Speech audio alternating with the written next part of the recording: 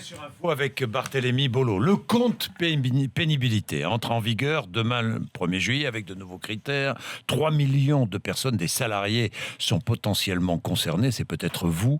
Ce dispositif permet de cumuler des points retraite plus rapidement si on a des conditions de travail difficiles. Et moi, je trouve que c'est une bonne idée parce que j'aimerais que les patrons qui contestent, et je demanderai tout à l'heure à Geoffroy Roux de Bézieux s'il vient travailler de nuit, s'il a travaillé de minuit à 8h du matin dans sa vie, je lui poserai la question parce que le compte pénibilité, c'est indispensable pour permettre à des salariés de partir plus tôt à la retraite, de se former ou d'obtenir suffisamment de points pour pouvoir travailler à mi-temps. Bien, Barthélémy Bolo, les critères, 6 nouveaux critères entrent en vigueur à partir de demain, en plus des 4 qui existent déjà.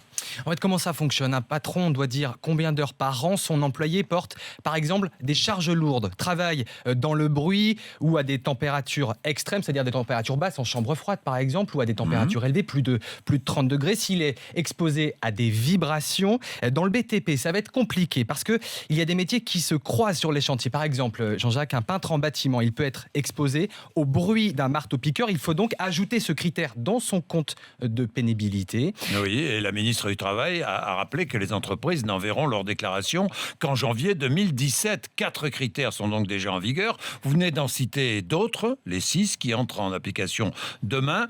Ça concerne les postures, donc, vous l'avez dit, posture pénible, manutention manuelle de charge, si vous êtes en contact avec des agents chimiques aussi. Exactement. Vibration mécanique, température extrême donc, et bruit. Pour chaque poste concerné, les entreprises doivent cartographier tous les types de pénibilité pour chaque poste. Oui, mais le MEDEF conteste.